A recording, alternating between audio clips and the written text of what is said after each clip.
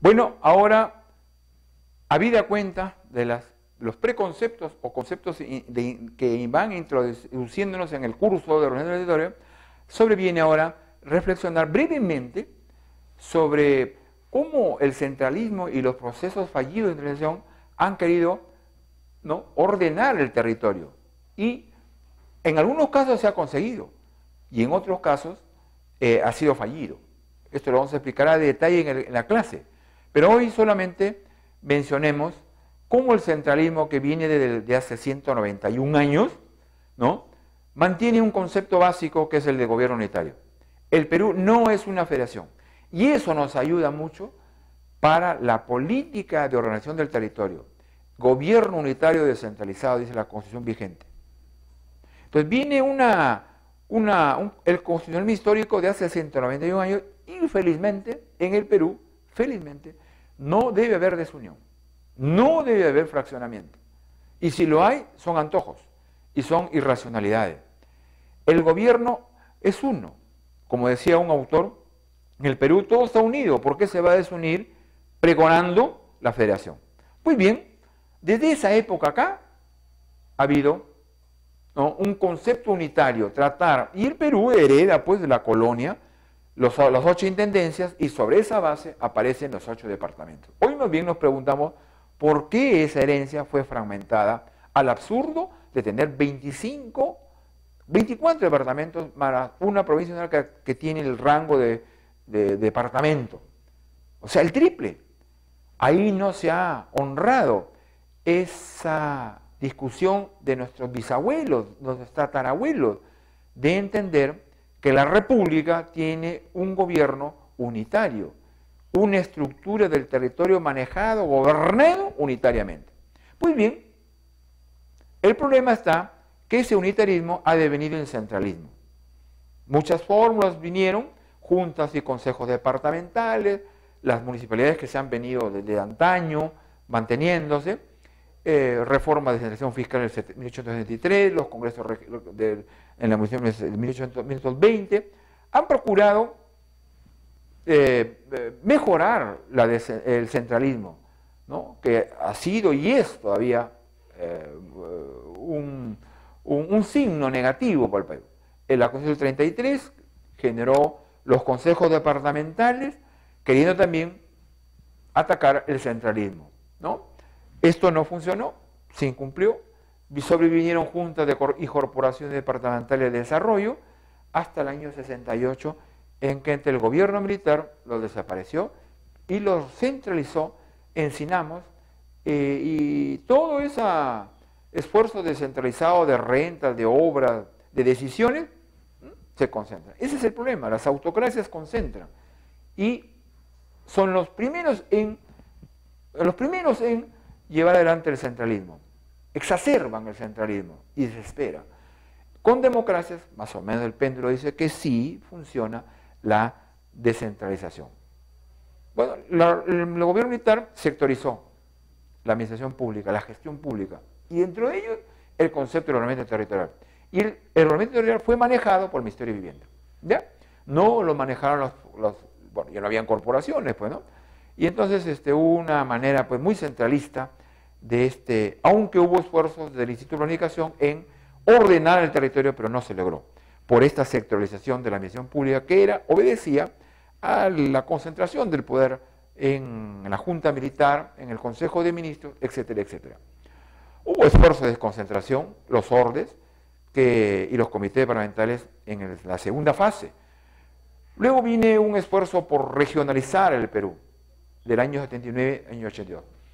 Por primera vez se habla de región y se habla de gobierno regional. Esto fue una sorpresa en el año 79, 80, porque nunca antes se había hablado de un nivel de gobierno intermedio que se llamaba los gobiernos regionales, para las regiones. Se había hablado de las municipalidades como una instancia de gestión político-administrativa, pero no tenía plenamente una autonomía política. Recién la Constitución del 79 lo concedió, pero a esto se añadió los gobiernos regionales. Fue una innovación riesgosa, gobiernos regionales y locales a la vez, competencias repetitivas del año 1933, recursos más o menos asignados, pero incumplidos, una estructura orgánica no muy precisa, confusa, creó los asambleísmos, repitió lo de Lima, etcétera, etcétera. Y sobre todo, generó una estrategia rápida. Pero entonces se crearon 12, no como hoy día tenemos 25. Debieron ser 8, debieron ser 5 o 6, pero fue por esto. Nos apuramos, como hoy, como ayer, en una estrategia rápida de crear todas las regiones a la vez. Es un error.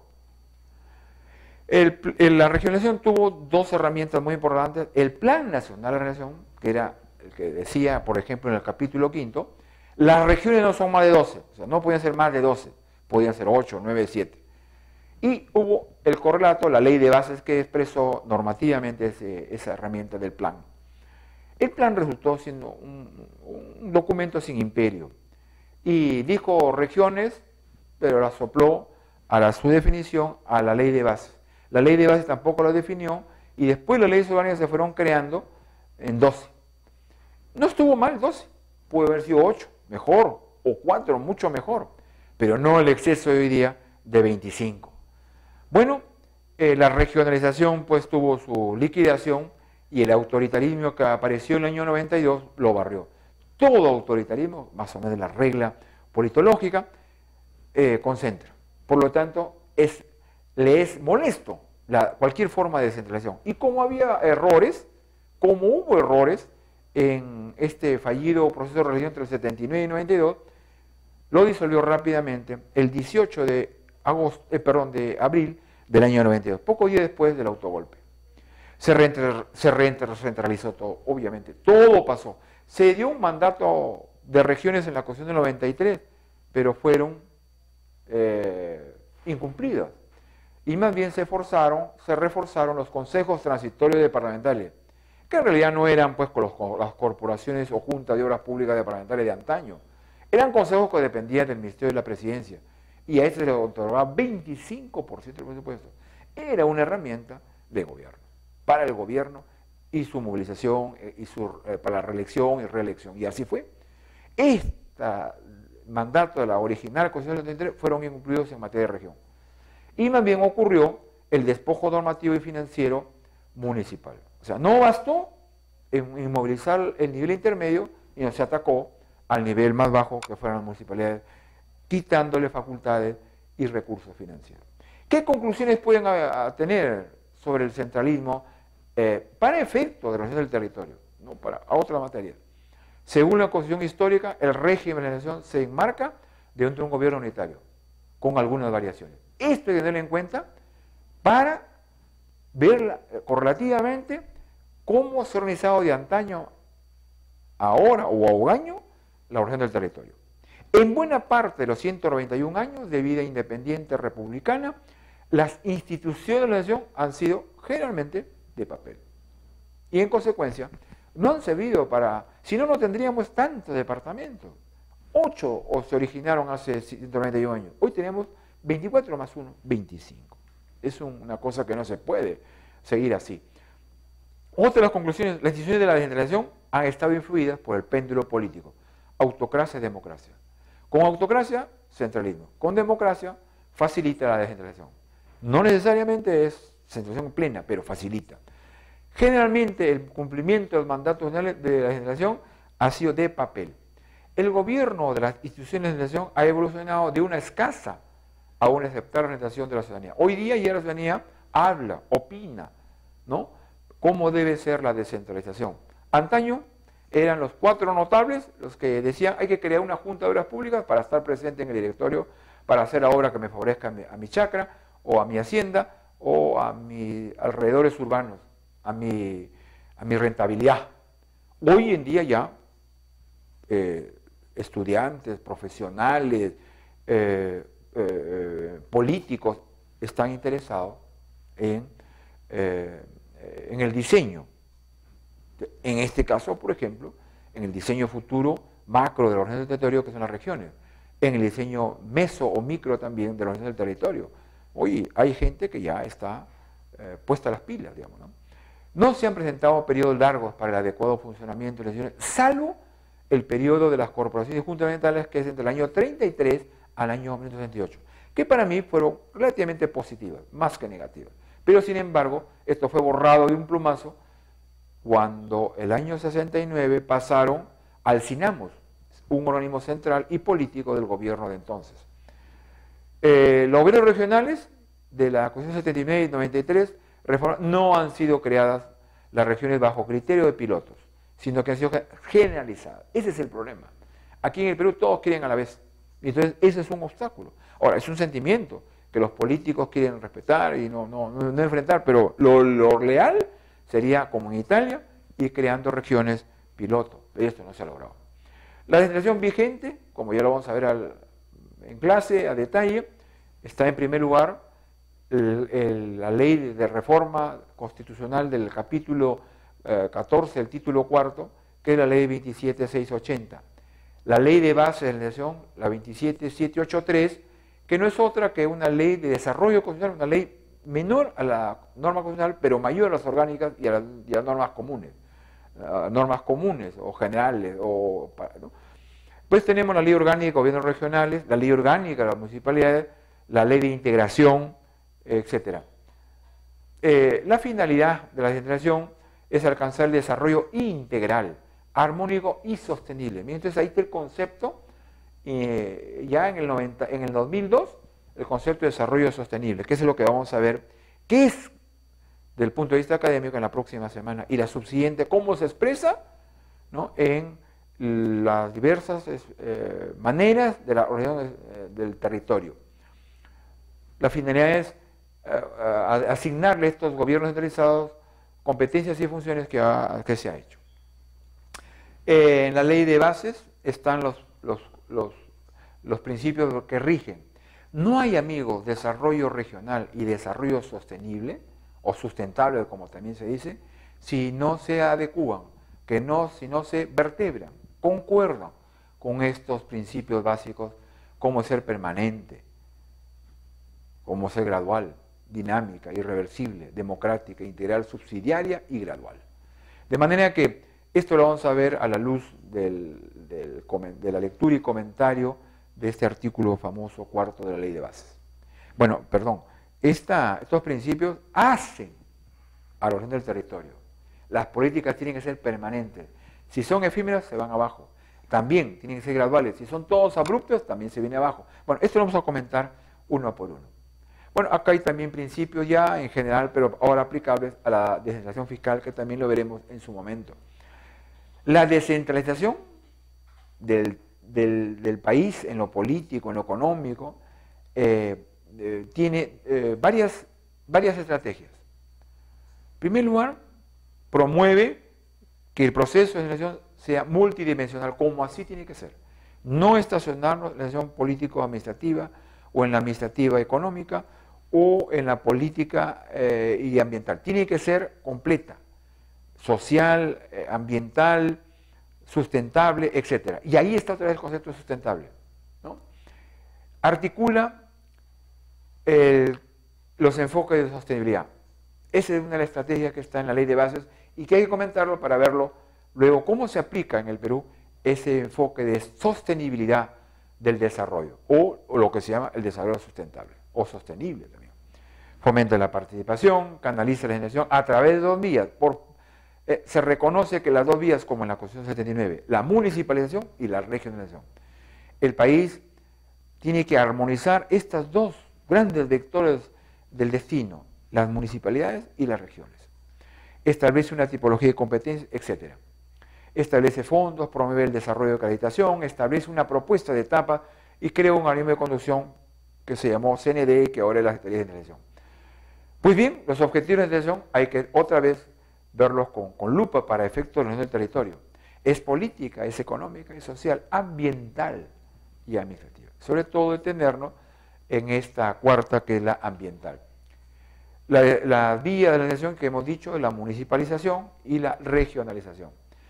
La misión de los gobiernos regionales, la misión de los gobiernos locales, lo veremos.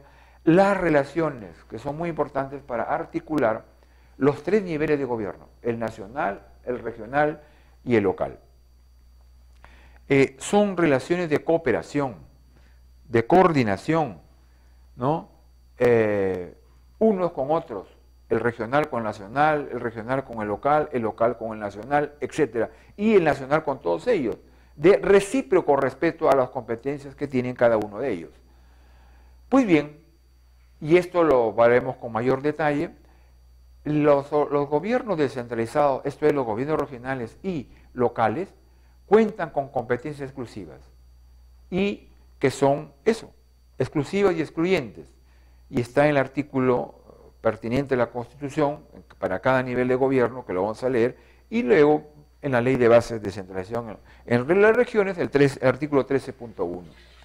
Las compartidas son aquí es importante, porque aquí va a compartir el nivel nacional con el nivel regional y local el desarrollo sustentable y la organización del territorio. Nadie tiene la exclusividad de la organización del territorio, ni el nivel nacional que pretenda a través del Ministerio del Ambiente o de ese plan o del Ministerio de Vivienda, sino tiene que ser dialogado, conversado y consensado la política y la normatividad y la ejecución y la gestión con los gobiernos regionales y los gobiernos locales. Entonces las compartidas son aquellas en que tienen dos o más niveles de gobierno, el nacional con el central, el regional, el nacional con el local, el regional con el local y así sucesivamente. En fases sucesivas de los procesos implicados, la ley indicará la función específica y la responsabilidad que corresponde a cada nivel para asumir estas importantes competencias. Ya vamos a ver cómo en las leyes orgánicas de los gobiernos regionales y locales aparecen estas competencias que son compartidas con el nivel nacional y con el nivel local. Las delegadas, aquellas que un nivel de gobierno delega temporalmente a otro, ¿no? La entidad que delega mantiene la titularidad, etcétera, etcétera. Bueno, hay criterios para la asignación de esta y la transferencia de competencias, como la subsidiariedad, la selectividad, la proporcionalidad y concurrencia. La distribución de competencias se hace conforme a una ley, que es la ley de bases y la ley orgánica y locales respectivamente. Lo mismo la distribución de competencias se distribuyen y precisan a través de las leyes orgánicas del Poder Ejecutivo, que ya fue sancionada en el 2008, de los gobiernos regionales del 2002 y municipalidades del 2003 respectivamente. La conservación de conflictos de competencias se hace felizmente en un gobierno unitario a través de un órgano de control constitucional que se llama el Tribunal Constitucional, si no sería el acabose, sería, ¿no?, la selva. Y ahí este tribunal ha aplicado. Bueno, la legislación tiene fondos, para ello vamos a ver la participación, la planificación, que es esencial para alcanzar el desarrollo regional y sustentable. Sin planificación no podrá haber, me parece, ¿no?, esta organización del territorio y este desarrollo sustentable. Porque ahí se expresarán las inversiones públicas privadas, ahí explicarán los objetivos a alcanzarse, los programas y entre ellos la organización del territorio, ¿no? Esto lo vamos a ver con mayor detenimiento. Pues hay una etapa de la legislación que ya se ha avanzado en la etapa preparatoria, de instalación, de consolidación, de transferencias. Esto es lo que interesa ahora, los futuros inmediatos, y esto tiene que ver con nuestro curso, la organización del territorio. Los futuros inmediatos, para ver la organización del territorio en términos macro, en tanto que ahora se va haciendo lo meso y lo micro, pero a futuro, los macros, tendremos que ver con la integración física, y para eso otra vez la lectura de la organización del territorio y la planeación regional. Los consensos entre líderes e instituciones, sin esto no se va a alcanzar, porque podemos tener estudios y estudios de integración física, económica, etcétera, pero si la sociedad, a través de sus líderes e instituciones, no se ponen de acuerdo en asuntos tan racionales como la integración de las regiones o las macroregiones, de nada servirá. Entonces, integrado físicamente, buscado los consensos, recién se aparecerá el diseño de regiones y su formación a futuro. Esto no puede pasar para mí no menos de 10 años. Bueno, en los futuros inmediatos tenemos varias herramientas por abordar. Por ejemplo, CEPLAN debe abordar, y no creó la Secretaría de Descentralización de la PCM, este crucial asunto del Plan Nacional de Organización que se empezó a hacer en el CND anterior y se quedó, se pasmó. Lo mismo, el Plan Nacional de Inversiones puede ser revisado a la luz del Plan Bicentenario, ¿no es cierto? Y que tiene una matriz de inversiones bien interesante que hay que leerlo. El Plan Nacional de Organización, que es propiamente la herramienta para alcanzar las futuras regiones para mí en futuros 10 años. No alocarnos, no desesperarnos, como se hicieron en el año 2005, se fueron a un referendo y fracasó, para constituir macroregiones, no microregiones como ahora son las regiones de departamento. Bueno, muy bien, entonces amigo, esto ha sido todo por en esta oportunidad. Muchas gracias.